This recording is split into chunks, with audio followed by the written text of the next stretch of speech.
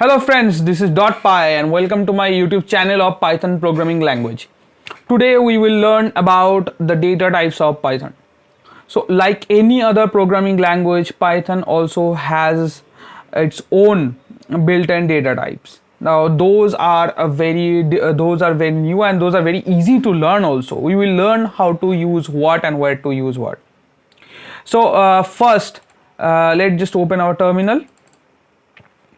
Okay, so first one, let's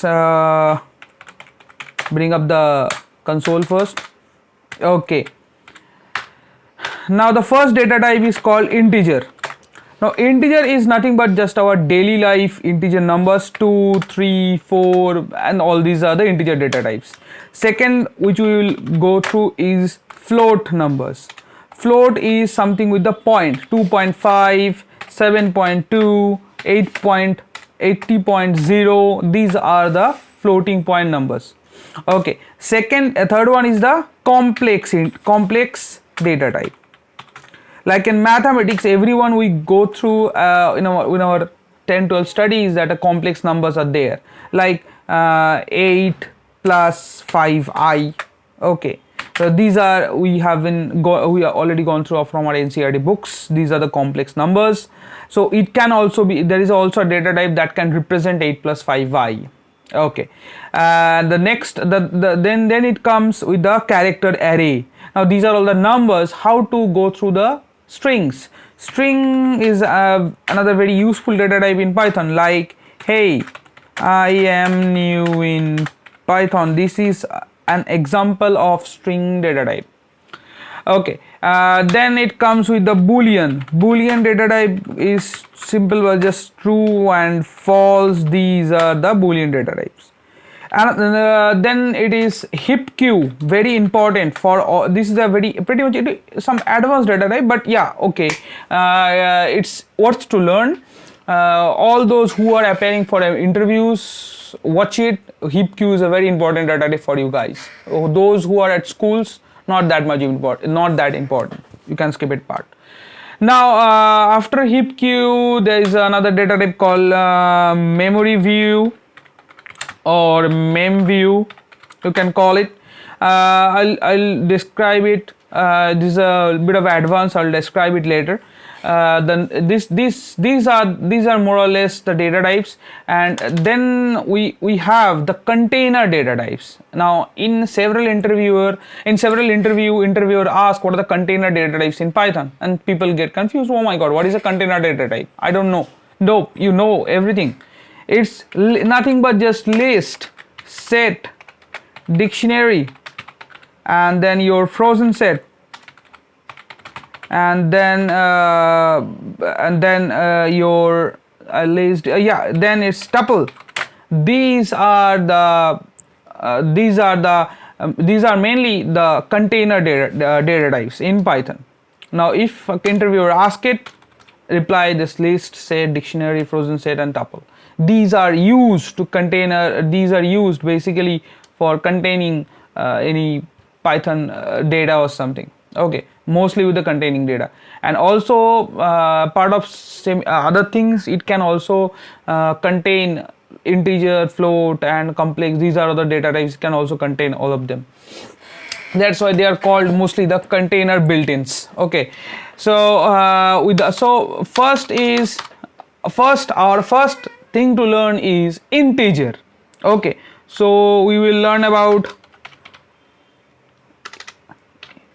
integer data types. Okay, so now when you talk about a data type, we need the variable. In my next video I will talk about the variable and its scope, trick questions, interview questions. I will obviously talk about that. Now let's just go with from my old video. You guys already know that how to declare a variable. Now let's say x is a variable, so x equal to let's say 10. So 10 is the value, x is the variable. Now if I write x, it can give me the value 10. Now type is a very strong keyword in Python. Okay, using type you can simply know what is the data type of a variable. Now I will write type and I click x. What is it? It is class int, means it is the integer class. It is representing the integer class. Okay, now thing is from integer class. Okay, now direct, what is now there is a keyword in Python called dir. Using dir, from now you just simply understand, people who are very new to Python, just understand that dir is nothing but just a way to see what is inside the inside of a class, like what methods or what attributes or what are the subclasses are available for a class. Okay, so integer is a class. I want to see what I can do or what are the other functions available for integer. Okay, so if I'll simply write dir of x, I can see these are very long list. Okay, now for now, do not touch that which comes up with something double underscore and ending with a double underscore. These are called the magic methods or the magic attributes. Do not touch it. These are seeded, or we can call it the property of Python creators, so do not touch it.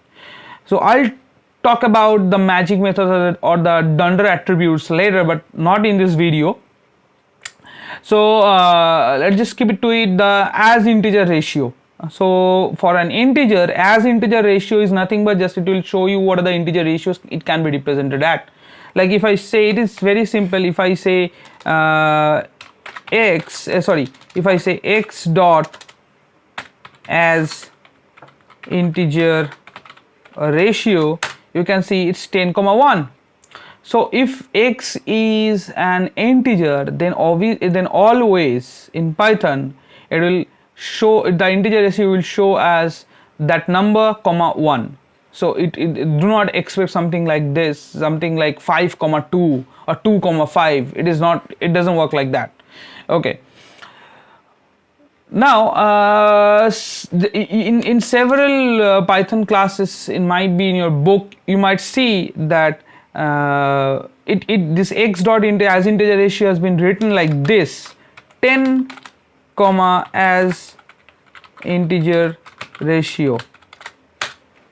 Now what is if I write the same thing but without the brackets, it will show us an error. Why is that? Because some people will say 10 is not a variable. I'll say different. No, the exact reason is when you put a bracket before 10 and ending of it at the end of it, then you are simply objectifying the number 10. That means at that moment 10 is not a value, 10 becomes a object. Everything in Python is an object, but not the variable, but not the value of a variable. So x is an object, x is a variable, x is an object of class integer, but 10 is the value. 10 is not an object, 10 is the value. Now in order to convert that value to an object so that as integer ratio method can work on it, we are simply objectifying it. Means we are objectify the value 10 by putting a bracket and before 10 and putting another bracket at the end of the 10. This is what we do it as integer ratio. Now when a 10 is stored in memory, the interpreter simply convert 10 to its its binary conversion. Let's see, in order to see what is the binary of 10, I simply write bin and then put 10 and then I can see, okay, it's 0b1010. So you can see 0b, you simply omit this 0b part.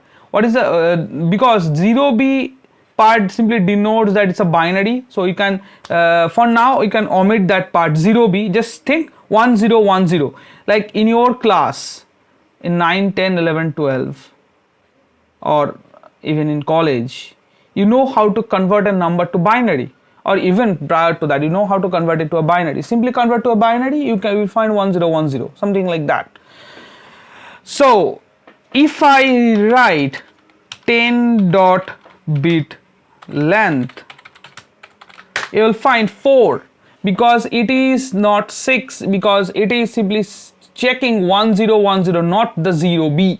that 0b is denoting that it's a binary. Okay, so bytes are byte array. Our next destination is byte array, which is also another very interesting part with integers.